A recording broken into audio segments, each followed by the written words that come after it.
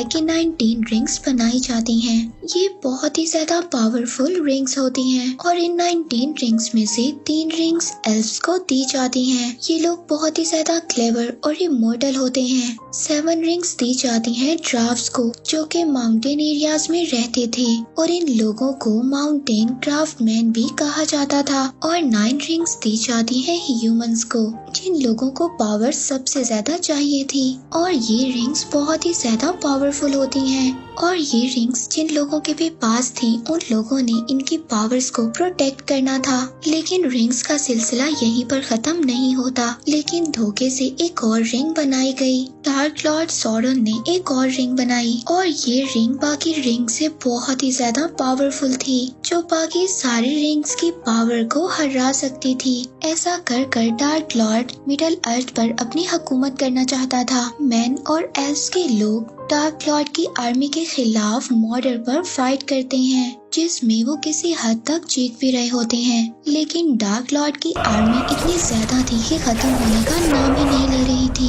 तभी वहाँ पर एक किंग का बेटा डार्क लॉर्ड की फिंगर को कट कर कर वो रिंग उसमें से निकाल देता है। ऐसा करते ही डार्क लॉर्ड स्पिरिट फॉर्म में चेंज हो जाता है और वहाँ से गायब हो जाता है और साथ ही डार्क लॉर्ड की आर्मी भी गायब हो जाती है। अब वो इवल रिंग जो डार्क लॉर्ड की थी वो इस किंग को भी करप्ट कर देती है। वो उस रिंग को डिस्ट्रॉय करने की बजाय अपने पास रख लेता है। अब उस किंग को भी कुछ लोग रिंग के लिए मार देते हैं और वो रिंग 25 इयर्स के लिए पानी में चली जाती है। फिर वो रिंग एक दिन एक गोलम को मिलती है और वो रिंग उसके पास 5 सेंचुरीज तक रहती है। फिर एक दिन वो रिंग उस गोलम के पास से भी गिर जाती है और वो एक हॉबिट को मिलती है जिसका नाम बिल्बो बैगिंस होता है। अब बिल्बो इस रिंग की हिस्ट्री जाने बगैर उसको अपने पास रख लेता है। 60 साल के बाद बिल्बो अपना 111 बर्थडे सेलिब्रेट करता है, जहाँ पर उसका एक बहुत ही पुराना फ्रेंड गैंडल्फ भी आता है। बिल्बो अपने बर्थडे के दौरान ये रिवील करता है कि वो शाइन छोड़कर एक एडवेंचर पर जा रहा है। तभी गैंडल्फ को उसके घर में पता चलता है कि उसके पास डार्क लॉर्ड की रिंग है। अब बिल्बो अपनी वो रिंग अपने घर पर ही अपने नेफ्यू के लिए छोड़कर एडवेंचर्स के लिए चला जाता है। वहीं पर फ्रोडो आता है जो बिल्बो का नेफ्यू होता है। गैंडल्फ अब फ्रोडो के पास उस रिंग को रखवा कर उस रिंग की हिस्ट्री पता करने के लिए चला जाता है, जहाँ पर जाकर उसको पता चलता है कि डार्क लॉर्ड के लोग गोलम तक पहुँच गए थे और उनके टॉर्चर की वजह से गोलम ने 2 वर्ड्स को रिवील किया है, शायर और बैगिंस। अब ये जानकर गैंडल्फ दोबारा फ्रोडो के पास जाता है। अब गैंडल्फ फ्रोडो को उसके फ्रेंड के साथ विलेज ब्री भेज देता है और खुद वो अपने फ्रेंड सुलेमान के पास चला जाता है, जहाँ पर जाकर उसको पता चलता है कि सुलेमान भी करप्ट हो चुका है और वो डार्क लॉर्ड की आर्मी के साथ मिल गया है और उसने अपने नाज़गुल सर्वेंट्स को फ्रोडो को ढूंढने के लिए भेज दिया है, जो फ्रोडो को मिलते ही उसको मार देंगे। अब सुलेमान गैंडल्फ को भी डार्क लॉर्ड की आर्मी ज्वाइन करने के लिए कहता है। अब गैंडल्फ के मना करने पर उन दोनों के दरमियान में फाइट स्टार्ट हो जाती है। गैंडल्फ ज्यादा देर तक सुलेमान का मुकाबला नहीं कर पाता। सुलेमान गैंडल्फ की मैजिकल स्टिक को अपने कब्जे में कर उसको कैदी बना लेता है। सीन शिफ्ट फ्रोडो और उसके फ्रेंड सैम पर होते हैं। वहाँ पर वो लोग 2 और हॉबिट से मिलते हैं। तभी वहाँ पर अचानक नाज़गुल आ जाता है। फ्रोडो सभी अपने फ्रेंड्स को लेकर एक ट्री के नीचे छुप जाता है। नाज़गुल बिल्कुल उनके पास होता है। फ्रोडो तभी आउट ऑफ कंट्रोल होकर उस रिंग को पहनने लगता है। तभी उसका फ्रेंड सैम उसको रोककर नाज़गुल को डिस्ट्रैक्ट कर देता है। पर रात को नाज़गुल फ्रोडो और इसके फ्रेंड्स को ढूंढ लेता है। वहाँ से वो लोग नाज़गुल से बचते हुए रिवर में बोट तक पहुँच जाते हैं, पर फ्रोडो पीछे रह जाता है। वो नाज़गुल से बचते हुए बोट पर छलांग लगा देता है और वो भी बच जाता है। अब ये सब लोग नाज़गुल को पीछे छोड़कर वहाँ से भाग जाते हैं। अब जब वो लोग विलेज ऑफ ब्री पहुँचते हैं तो फ्रोडो को पता चलता है कि गैंडल्फ वहाँ पर 6 महीने से आया ही नहीं है। अब वो वहाँ पर बैठकर सोच ही रहा होता है कि क्या करना चाहिए। तभी उस रिंग का असर दोबारा होने लगता है और आउट ऑफ कंट्रोल होकर फ्रोडो गिर जाता है और रिंग को बचाता हुआ रिंग उसकी फिंगर में चली जाती है और फ्रोडो वहाँ से गायब हो जाता है। अब रिंग के यूज से नाज़गुल को पता चल जाता है कि फ्रोडो कहाँ पर है। फ्रोडो जब रिंग को पहनता है तो वो बहुत ज्यादा डर जाता है और जैसे ही रिंग उतरती है वहाँ पर स्ट्राइडर नाम का रेंजर फ्रोडो को अपने साथ ले जाता है। वो उसको कहता है कि वो गैंडल्फ का और ज्यादा वेट नहीं कर सकता। डार्क लॉर्ड की आर्मी उसको यहाँ पर मारने के लिए आ रही है। अब स्ट्राइडर नाज़गुल के आने से पहले फ्रोडो और उसके फ्रेंड्स को छुपा देता है। वो फ्रोडो को बताता है कि वो लोग डार्क लॉर्ड के स्लेव्स हैं। वो लोग फ्रोडो को ढूंढना तब तक नहीं छोड़ेंगे जब तक उनको रिंग नहीं मिल जाती।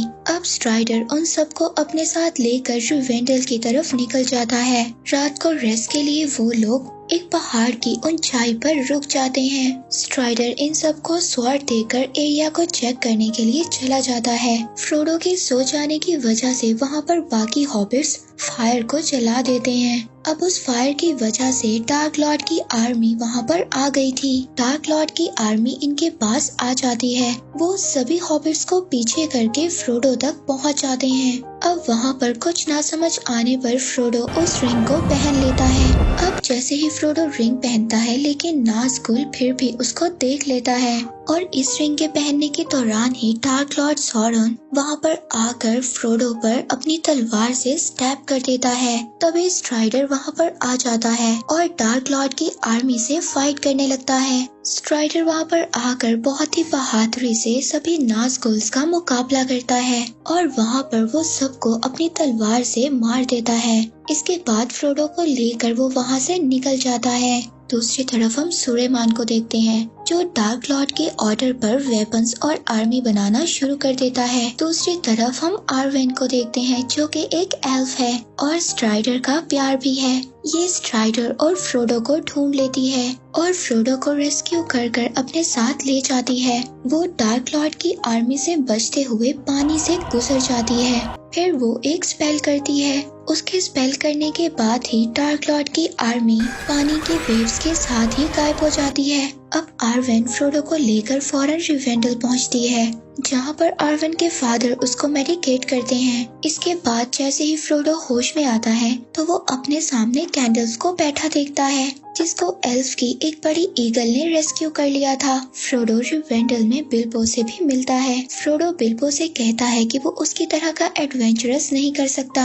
रिंग यहाँ पर सेफ है और वो वापस घर जाना चाहता है। दूसरी तरफ आर्वेन के फादर फौरन एक मीटिंग रखते हैं जिसमें वो एल्फ्स, ड्राफ्ट्स और ह्यूमंस को भी बुलाते हैं। गैंडल्फ के अकॉर्डिंग वो मैन पर ट्रस्ट कर सकते हैं कि वो इस रिंग को डिस्ट्रॉय कर दे, मगर आर्वेन के फादर उस किंग की वजह से इस बात पर यकीन नहीं करते जो किंग हमने मूवी के स्टार्ट में देखा था जिसने रिंग के लिए अपनी जान दे दी थी। सीन शिफ्ट स्ट्राइडर पर होता है। वहाँ पर आकर रिवेंडल में वो आर्वेन से मिलता है। यहाँ पर एक और बात पता चलती है, स्ट्राइडर उसी किंग का बेटा था। वो इन सब बातों की वजह से डरकर इन कामों से पीछे हो गया था। अब आर्वेन स्ट्राइडर को अपनी पावर्स वाला नेकलेस दे देती है और मॉर्टेलिटी चूज करती है ताकि वो स्ट्राइडर के साथ एक आम ह्यूमन लाइफ गुजार सके। काउंसिल मीटिंग में ह्यूमंस, ड्राफ्ट्स और एल्फ्स कोई भी इस रिंग को डिस्ट्रॉय करने के लिए तैयार नहीं होता क्योंकि इस बात का सबको अंदाजा होता है कि ये मौत के मुंह में हाथ डालने वाली बात है। वहीं पर सब में ये बात भी रिवील होती है कि स्ट्राइडर असल में एरागॉन है, गॉन्डर्स का असली किंग। अब फ्रोडो ये रिस्पॉन्सिबिलिटी लेने के लिए तैयार हो जाता है कि वो इस रिंग को डिस्ट्रॉय करेगा। अब ह्यूमंस, एल्फ्स और ड्राफ्ट्स उसको प्रोटेक्ट करने के लिए तैयार हो जाते हैं। बिल्बो फ्रोडो को जाने से पहले अपनी स्वॉर्ड, स्ट्रिंग और एक चेन से बनी हुई शर्ट देता है जो कि कुछ चेन से बनी हुई थी। अब फ्रोडो, गैंडल्फ, सैम और एरागॉन यानी स्ट्राइडर के साथ और बाकी लोगों के साथ मॉर्डर के लिए निकल जाता है और जब ये लोग रास्ते में होते हैं तो इनको पता चलता है कि सुलेमान ने इनके ऊपर कुछ परिंदों के जरिए नजर रखी हुई है जिस पर ये अपना रास्ता तब्दील कर देते हैं और गलत रास्ते की तरफ चल पड़ते हैं। मगर वहाँ पर भी सुलेमान तूफान की मदद से उन पर अटैक करता है और इनके लिए वहाँ से गुजरना भी नामुमकिन हो जाता है। जब इनको कोई भी रास्ता नजर नहीं आता तो वो एक माइंस की तरफ बढ़ते हैं। यहाँ पर आकर ये सभी ड्राफ्ट्स बोनो को मरा हुआ देखते हैं। तभी वहाँ पर एक अजीब सा क्रिएचर पानी से निकलकर फ्रोडो को पकड़ लेता है। पहले उसके हॉबिट फ्रेंड उसको बचाते हैं, फिर एरागॉन और एल्फ उस क्रिएचर से फाइट करते हैं और फ्रोडो को बचा लेते हैं। वो क्रिएचर फ्रोडो को अपने मुंह में डालने ही वाला होता है, तभी वहाँ पर सभी लोग मिलकर फ्रोडो को बचा लेते हैं। फिर वहाँ पर गैंडल्फ को ड्राफ्ट्स की बुक से पता चलता है कि डार्क लॉर्ड की आर्मी उनके पीछे आ रही है। तभी वहाँ पर फ्रोडो के फ्रेंड से एक स्केलेटन टकरा कर वहाँ पर बने कुएं में गिर जाता है, जिससे डार्क लॉर्ड की आर्मी को ये पता चल जाता है कि ये लोग कहाँ पर हैं और वो आर्मी इन पर अटैक कर देती है। ये लोग दरवाजा बंद कर कर इनको रोकने की कोशिश करते हैं, मगर ये आर्मी इतनी ज्यादा तेज थी कि दरवाजा तोड़कर अंदर आ जाती है। ये सब मिलकर उन्हें अच्छा और बहुत ही ज्यादा टफ कंपटीशन देते हैं। अब उस डार्क लॉर्ड की आर्मी से इन लोगों के लिए फाइट करना मुश्किल हो रहा था, पर तभी इसी फाइट के दौरान वहाँ पर एक बहुत ही अजीबोगरीब मॉन्स्टर आ जाता है।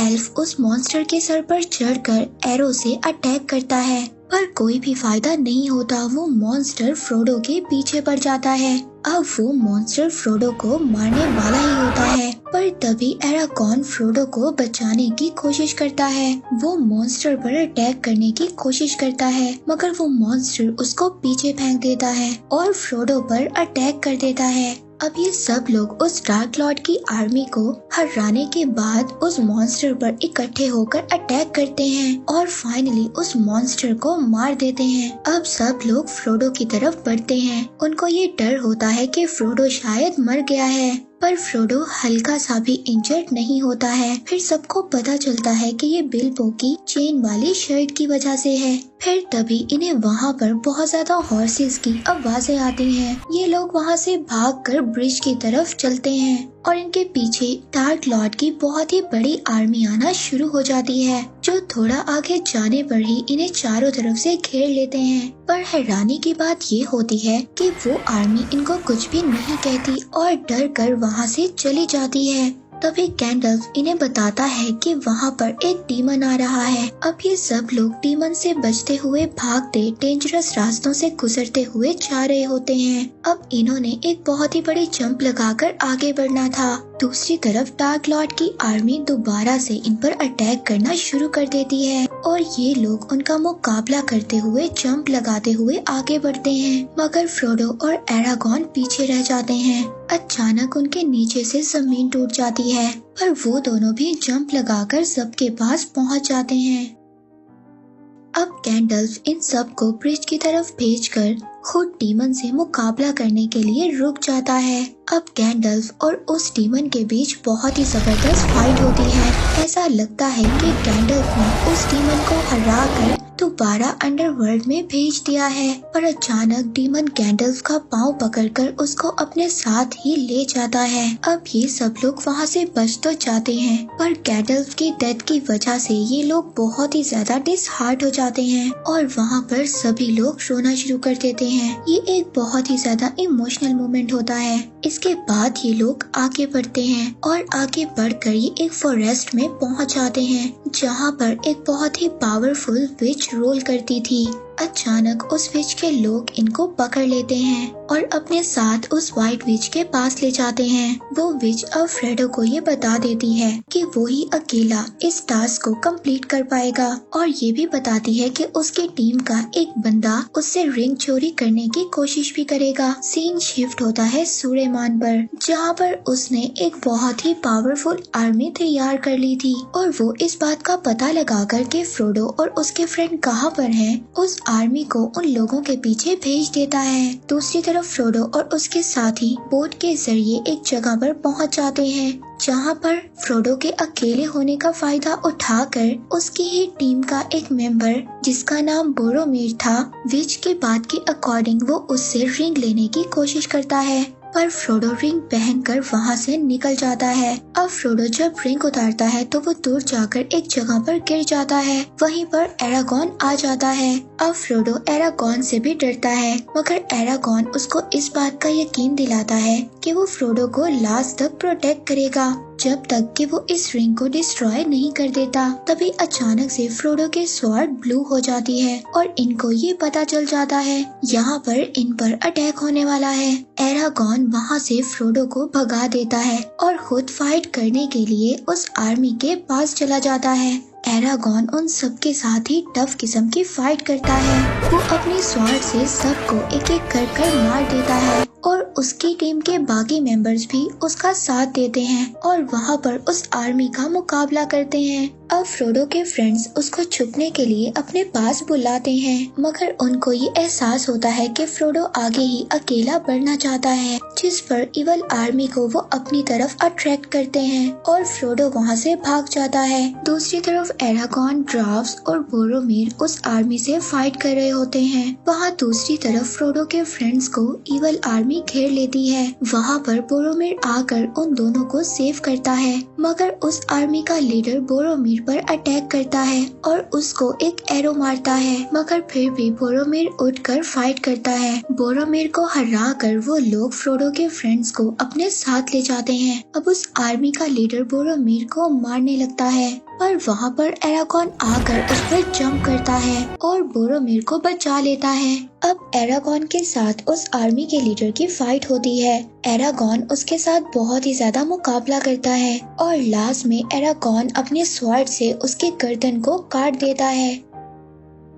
फिर बोरोमिर कॉन्डर की जिम्मेदारी एरागॉन को दे देता है, खुद इस दुनिया से चला जाता है। मूवी के लास्ट सीन में हम देखते हैं कि फ्रोडो और उसका फ्रेंड मॉर्डर जाने के लिए बोट में बैठकर निकल जाते हैं। दूसरी तरफ बाकी सब फ्रोडो के फ्रेंड्स को बचाने के लिए निकल जाते हैं। अब आगे के सफर पर फ्रोडो और उसका फ्रेंड सैम आगे बढ़ते हैं। अब इनके आगे बहुत ही ज्यादा खतरनाक रास्ता है। आगे बहुत ही ऊंचे ऊंचे पहाड़ हैं और उन पहाड़ों में बहुत ही ज्यादा भूल भुलैया हैं। मगर अब ये सफर में अकेले नहीं थे, कोई था जो इनका पीछा कर रहा था और वो था गोलम, क्योंकि गोलम की जिंदगी में रिंग के अलावा कुछ भी नहीं था और अब गोलम को इस रिंग का पूरा नशा था। गोलम इस रिंग को पूरी तरह से हासिल करना चाहता था। अब एक रात जब फ्रोडो और सैम सो रहे होते हैं और गोलम आहिस्ता आहिस्ता इनके पास आता है और इनसे रिंग चुराने की कोशिश करता है, पर तभी फ्रोडो की आंख खुल जाती है। वो गोलम को खींच लेता है और अब गोलम, फ्रोडो और इसके फ्रेंड के दरमियान काफी ज्यादा फाइट होती है। एंड में फ्रोडो जब अपनी स्वॉर्ड गोलम के गले पर रखता है तो गोलम डर जाता है। अब वो गोलम को अपना बंदी बना लेता है। गोलम उनको कहता है कि मुझे छोड़ दो। फ्रोडो का फ्रेंड सैम उससे कहता है कि अगर हमने गोलम को छोड़ दिया तो ये हमारे लिए खतरा साबित हो सकता है और ये हमें रात को मार भी सकता है, पर गोलम उनसे माफी मांगता है। सैम को उसकी बातों पर यकीन नहीं आता, पर फ्रोडो थोड़ा थोड़ा उस पर ट्रस्ट करना शुरू कर देता है। अब फ्रोडो गोलम से पूछता है कि क्या तुम्हें आगे जाने का रास्ता पता है? तो गोलम उसको कहता है कि हाँ, मुझे आगे जाने का रास्ता मालूम है। अब गोलम उनको आगे का रास्ता दिखाता है जहाँ पर जाकर वो इस रिंग को डिस्ट्रॉय कर सके। दूसरी तरफ हमें सुलेमान दिखाया जाता है, जिसने अब अपनी एक नई आर्मी बना ली थी और उसकी आर्मी के कुछ लोग दो हॉबिट्स को अपना बंदी बनाकर उसके पास ला रहे होते हैं। ये वही दो हॉबिट्स थे जो फ्रोडो के फ्रेंड्स थे और दूसरी तरफ एरागॉन और उसके साथी इनका पीछा कर रहे होते हैं ताकि वो लोग इन दोनों हॉबिट्स को बचा लें। सुलेमान के लोग किंगडम ऑफ रोहान पर अटैक कर देते हैं ताकि उन्हें वेपन्स बनाने के लिए फ्यूल और वुड मिल सके। किंगडम रोहान का किंग सुलेमान और उसके असिस्टेंट के कंट्रोल में होता है। वहाँ का किंग अपने नेफ्यू को अपने किंगडम से निकाल देता है क्योंकि वो सुलेमान के खिलाफ आवाज उठा रहा था। वहाँ पर दूसरी तरफ वो आर्मी जो फ्रोडो के फ्रेंड्स को पकड़कर ले गई थी, वो उनको अपना खाना बनाने की कोशिश करते हैं, पर वहाँ पर दूसरी और आर्मी भी आ जाती है जो कि डार्क लॉर्ड की थी। वो आर्मी हॉबिट्स को कुछ भी नहीं होने देना चाहती थी। इसी बात पर उन दोनों आर्मीज के दरमियान फाइट स्टार्ट हो जाती है। दोनों हॉबिट्स इसी बात का फायदा उठाकर वहाँ से भाग जाते हैं। तभी वहाँ पर रोहान किंगडम का नेफ्यू उन आर्मी पर आकर अटैक कर देता है और फिर सुबह को एरागॉन उसी आर्मी से मिलता है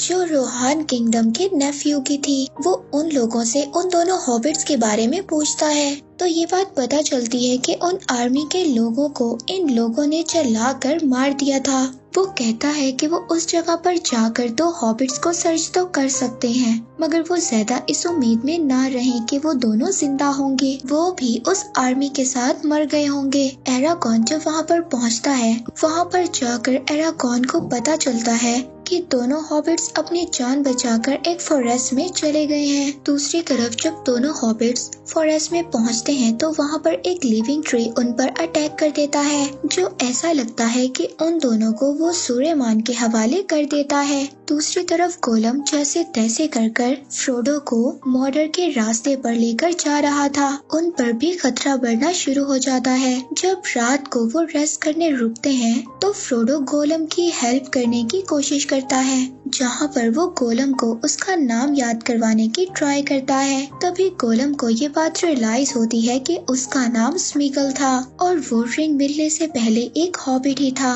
इसी दौरान वहाँ पर एक काला साया आ जाता है, जो कि एक बहुत ही बड़े ड्रैगन पर था। अब फ्रोडो, सैम और गोलम उससे छुपकर एक बुश के नीचे चले जाते हैं। अब रिंग फ्रोडो को कंट्रोल करने की कोशिश करती है और वो ना चाहते हुए भी उस रिंग को पहनने की कोशिश करता है। ऐसा करने से उसका फ्रेंड सैम उसको रोकता है। उस राइडर के निकल जाने के बाद फौरन वो लोग ब्लैक गेट की तरफ निकल जाते हैं। दूसरी तरफ फॉरेस्ट में जब एरागॉन और उसकी टीम पहुंचती है तो वहां पर कोई उन पर अटैक करता है। वो उनको लगता तो सूर्यमान है, लेकिन वो असल में गैंडल्फ होता है। वो उनको बताता है कि वो डीमन को हरा कर जख्मी होकर गिर गया था, मगर उसको रेस्क्यू कर लिया गया था और उसको बहुत ही ज्यादा पावर्स के साथ मिडल अर्थ की हिफाजत के लिए भेजा गया है। गैंडल्फ उनको बताता है कि हॉबिट्स को उसने एक सेफ जगह पर भेज दिया है और वो खुद एरागॉन और उसके साथियों के साथ रोहान किंगडम को सेव करने के लिए निकल जाता है। दूसरी तरफ हम देखते हैं कि गोलम फ्रोडो को ब्लैक गेट तक पहुंचा देता है, मगर वहां पर वो डार्क लॉर्ड की आर्मी को गेट पर प्रोटेक्ट करते हुए देखते हैं। तभी सोल्जर्स को एंटर करने के लिए गेट खोला जाता है। ये देखते हुए सैम क्लेम टूटने पर नीचे गिर जाता है। अब फ्रोडो अपने फ्रेंड को वहां से निकालने की कोशिश तो करता है, मगर सोल्जर्स को आता देखकर वो दोनों अपने ऊपर कपड़ा कर छुप जाते हैं। गेट बंद होने से पहले फ्रोडो और उसका फ्रेंड सैम दोनों अंदर जाने की कोशिश करते हैं, लेकिन गोलम उसको रोक देता है। वो कहता है कि यहाँ से जाना खतरे से खाली नहीं है। वो एक और रास्ता जानता है, जिस पर फ्रोडो उस पर ट्रस्ट करते हुए उसको दूसरा रास्ता दिखाने के लिए कहता है। दूसरी तरफ गैंडल्फ रोहान किंगडम पहुंच जाता है। वो वहाँ के किंग को सूर्यमान के कंट्रोल से बाहर लाता है। सूर्यमान उसको फुल फाइट देता है, लेकिन गैंडल्फ अब बहुत ज्यादा पावरफुल था। वो उस किंग को उसके कंट्रोल से बाहर ले आता है। अब वो किंग गुस्से से सूर्यमान के असिस्टेंट को मारने की कोशिश करता है, लेकिन एरागॉन उसको रोक लेता है, ये कहते हुए कि ये सूर्यमान तक इनका मैसेज पहुंचाएगा। उस किंग को अपने बेटे की डेथ का भी पता चलता है, जिससे वो बहुत ही ज्यादा डिसहार्ट हो जाता है। गैंडल्फ उसको वॉर के लिए कहता है और उसको उस वॉर के लिए रेडी होने का कहता है, मगर वो किंग वॉर से इनकार कर देता है। वो अब अपने लोगों को और ज्यादा नुकसान नहीं पहुंचाना चाहता था। वो दूसरी जगह पर अपने लोगों को लेकर जाना चाहता था, जहां पर उसके लोग ज्यादा सेफ रहेंगे। अब एरागॉन और उसके साथी उस किंग के लोगों को सेफली दूसरी जगह पर पहुंचाते हैं। उस किंग की नीस एरागॉन से बहुत ही ज्यादा इम्प्रेस होती है। एरागॉन एक घोड़े को ठीक करता है और इसके बाद उसको फ्री करने का कहता है, ये कहते हुए कि उस हॉर्स ने बहुत ज्यादा वॉर्स को देख लिया है। उस किंग की नीस की एरागॉन के साथ अच्छी बॉन्डिंग हो जाती है। दूसरी तरफ सूर्यमान का असिस्टेंट सूर्यमान को सब बता देता है कि रोहान किंगडम के क्या हालात हैं और वो लोग कहाँ पर जा रहे हैं। सूर्यमान अब अपनी आर्मी को ये ऑर्डर दे देता है कि वो उन लोगों पर अटैक कर दें। दूसरी तरफ फ्रोडो गोलम की हेल्प करना चाहता था, लेकिन उसका फ्रेंड उसको खास पसंद नहीं करता था। फ्रोडो का फ्रेंड उसको समझाता है कि वो रिंग की वजह से दिन ब दिन अग्रेसिव होता जा रहा है, लेकिन फ्रोडो उसकी कोई भी बात नहीं सुनता। दूसरी तरफ गोलम फ्रोडो की वजह से अच्छा होना शुरू हो गया था, जिस पर उसकी अच्छाई उसकी बुराई पर जीत हासिल कर लेती है और वो अब फ्रोडो का सर्वेंट बनने का डिसाइड करता है। अगले दिन जब ये लोग आगे बढ़ते हैं तो वो लोग डार्क लॉर्ड की आर्मी को देखते हैं, जिस पर इन्हें अंदाजा होता है कि डार्क लॉर्ड अपनी पुरानी हार को बहुत ज्यादा सीरियस ले चुका है और इस बार किसी भी सूरत हार को बर्दाश्त नहीं कर सकता। तभी वो देखते हैं कि डार्क लॉर्ड की आर्मी पर अटैक हो गया है और आर्मी पर अटैक करने वाले ये लोग रेंजर्स होते हैं। इन लोगों को फेरामीर, बोरोमीर का छोटा भाई लीड कर रहा होता है। वो लोग फ्रोडो और उसके फ्रेंड को भी डार्क लॉर्ड के आदमी समझकर पकड़ लेते हैं और उन लोगों को अपने साथ ले जाते हैं। दूसरी तरफ एरागॉन पर ऑर्कस आर्मी अटैक कर देती है। एरागॉन किंग की नीस को बच्चों और औरतों को बचाकर लेकर जाने का कहता है और खुद किंग के साथ इस आर्मी के साथ फाइट करता है। ये उस आर्मी को हरा कर एक दूसरे को सेव करने में लगे होते हैं। इसी फाइट के दौरान एरागॉन एक आर्मी के एनिमल से लटक जाता है। वो ऑर्क अपने एनिमल के साथ एरागॉन का हाथ बांध देता है,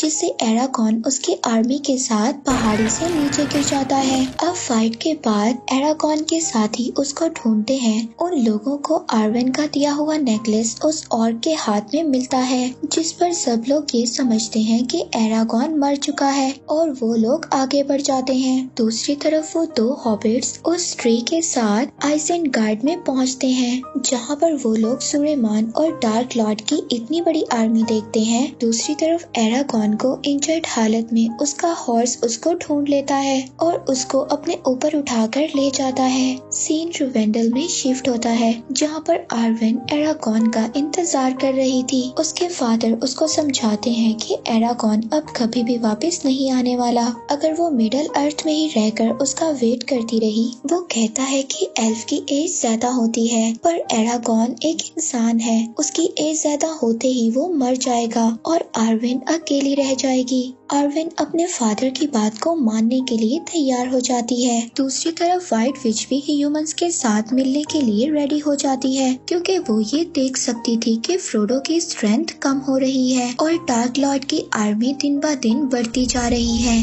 वो आर्मी इंसानों के नामो निशान को मिटा सकती है और मिडल वर्ल्ड पर कब्जा कर लेंगे।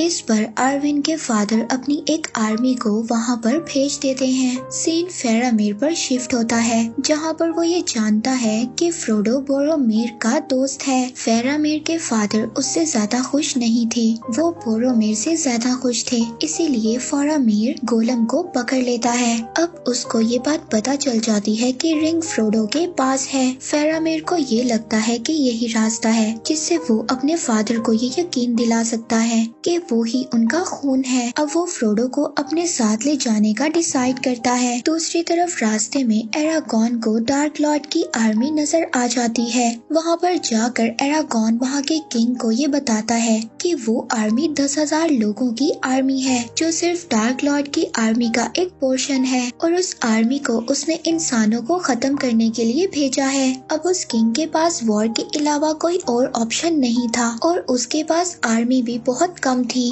अब किंग अपने सोल्जर्स को फाइट के लिए रेडी होने का कहता है। दूसरी तरफ वो लिविंग ट्री भी अपने साथियों के साथ आइसेनगार्ड पर अटैक करने का डिसाइड करता है। दूसरी तरफ रोहान किंगडम के सभी लोग बहुत ज्यादा डरे हुए थे। वो ये जानते थे कि वो इस वॉर को कभी भी नहीं जीत सकते, मगर थोड़ी सी होप की वजह से वो लोग वॉर के लिए तैयार हो जाते हैं। एरागॉन भी उन लोगों के साथ होता है। अब वक्त आ गया था कि सब अच्छे लोग मिल जाएं और बुराई के खिलाफ जंग करें। अब एल्व्स भी ह्यूमन की हेल्प करने के लिए वहाँ पर पहुँच जाते हैं। अब डार्क लॉर्ड की आर्मी वहाँ पर पहुँच जाती है और वहाँ पर एक इंटेंस वॉर स्टार्ट हो जाती है। डार्क लॉर्ड की आर्मी रोहान किंगडम पर एरोस की बारिश करती है और वो कैसल की पूरी एक वॉल तोड़ देते हैं, जिसमें एरागॉन बहुत ही ज्यादा इंजर्ड हो जाता है और वो आर्मी कैसल में एंटर हो जाती है। लेकिन एरागॉन खुद ही उठ जाता है और वहाँ पर वो एल्व्स को अटैक करने के लिए कहता है। वहाँ पर फिर से फाइट स्टार्ट हो जाती है और इसी दौरान एल्व्स के लीडर की डेथ हो जाती है। वहाँ पर एरागॉन और गिमली उन लोगों से फाइट करते हैं। दूसरी तरफ किंग अपने गेट को सिक्योर करता है। वो लोग जितना हो सकता था